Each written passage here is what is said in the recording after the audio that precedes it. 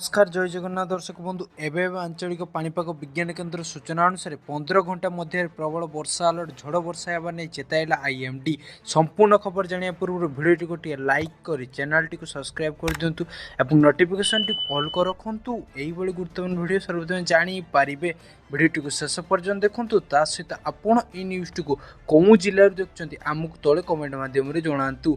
चालन दर्शक बंधु खबर पर नजर पकाइबा। सारा देश में ग्रीष्म ऋतु आसी सारी एवं एवं खरा पाग सत्वे प्रबल गरम अनुभूत होगा आरंभ होईची।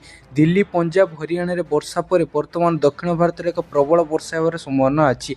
पाणीपाग विभाग मध्य प्रबल पवन बिजुली पानिबार पूर्वानुमान करिछि। भारत पाणीपाग विभाग आईएमडी अनुसार आसंता काली फेब्रुआरी 22 रे आउ एक शक्तिशाली पश्चिम वायु सक्रिय होबार आशा करा जाउछि।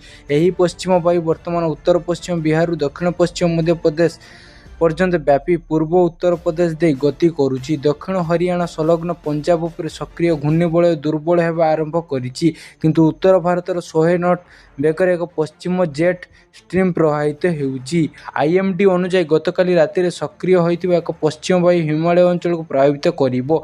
यह जो समतल अंचल वर्षा फेब्रुआरी 22, 23, 24 तारिख जम्मू काश्मीर हिमाचल प्रदेश उत्तराखंड रे पूर्वोत्तमाल रे तुषारपात होबार संभावना अछि। आसंता काली फेब्रुआरी 22 तारिख दक्षिण तमिलनाडु दक्षिण केरल किसी अंचल प्रबल वर्षा होबार संभावना अछि।